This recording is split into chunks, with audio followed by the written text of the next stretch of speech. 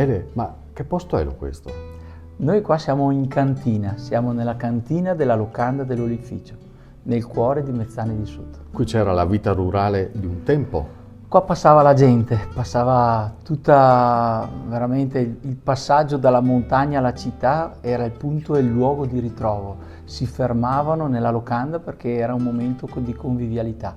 E qui in cantina cosa succedeva? Qui c'era uno scambio, quello classico tra persone, tra gente comune, si aprivano l'ombra, il buon bicchiere di vino, assaggiamo il gotto del baffo del Messan de Sora, assaggiamoci il vin del Provolo, assaggiamoci le varie cantine e ognuno si confrontava. La locanda è sempre stata un po' il ritrovo di tutti, un po' una piccola comunità. Che è quello che hai voluto preservare alla fine.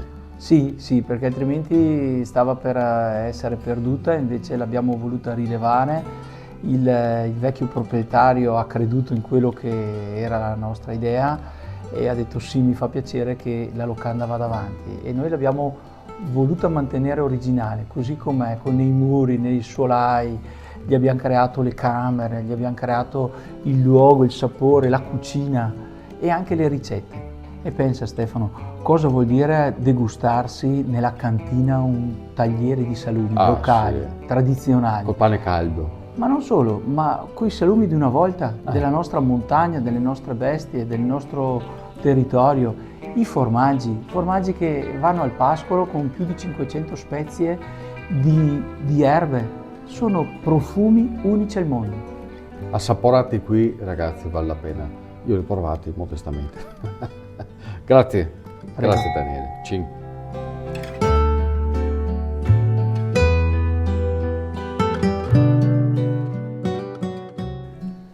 Questo è il bancon del Vecchio Pino, uno dei più grandi salumieri del nord Europa.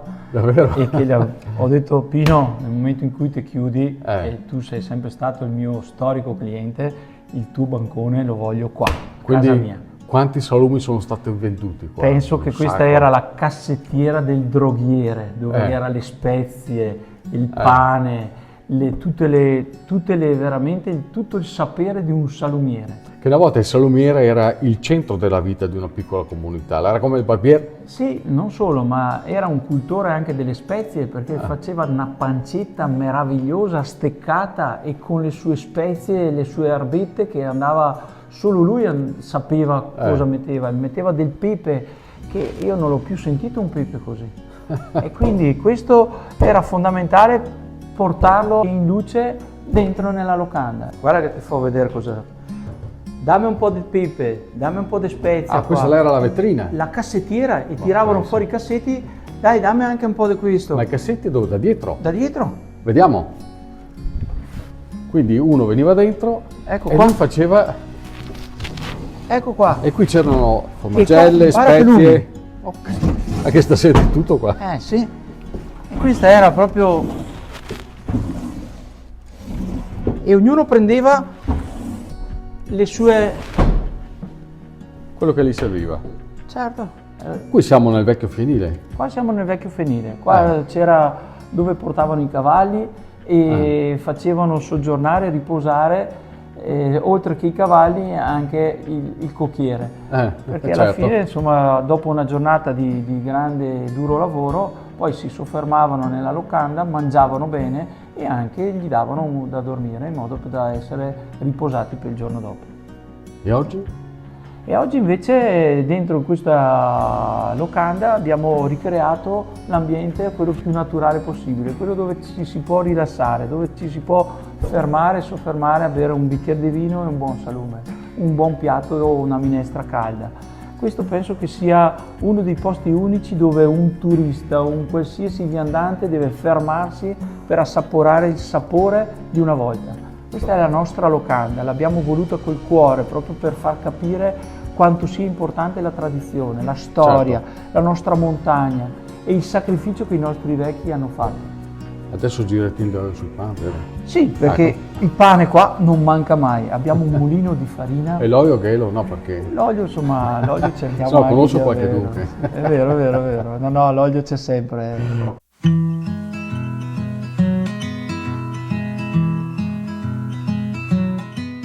Stefano, guarda dove ti porto. Spettacolo? Siamo nel Grottino, Eh. uno dei luoghi più magici della nostra locanda. Ma cosa succedeva qui? Qua è dove si faceva la grappa, Ah. dove si assaggiavano le varie spezie Eh. della montagna. Assaggia la megrappa che l'ho fatta con la sperula. No, io l'ho fatta con la madre Luigia. No, col menego maestro. È la stessa roba, Senzio. ma però ognuno aveva la sua spezia Quindi qua si migliore. consumava la rivalità anche. Assolutamente. E ognuno portava il meglio di sé. Voglio Questo è dire, proprio il Grottino. è un pezzo di storia incredibile. A quanti anni fa risale? Riusciamo ad avere un'idea.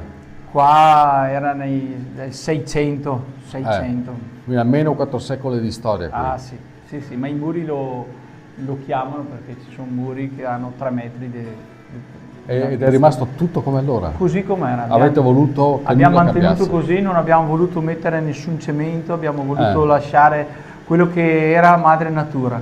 Bellissimo. E non solo, ma abbiamo il Rio Dugal che passa qua dietro, dove viene lambito questi muri con l'acqua Certo. di una fonte che è pura allo stato 100%. Ma pensate. E adesso per cosa usate questo scopo qua? Questo è il nostro modo conviviale per far sentire le persone a casa. Vengono, assaporano, assaggiano, si sentono come una volta accuditi e riveriti, perché Vai. alla fine è il nostro modo di tenere aperte le porte alla bella gente che vuole assaporare un pezzo di storia. Una meraviglia ragazzi, segnatevi, locanda dell'oleficio. Mezzane di sotto. Magari una fettina di torta qua, pensate.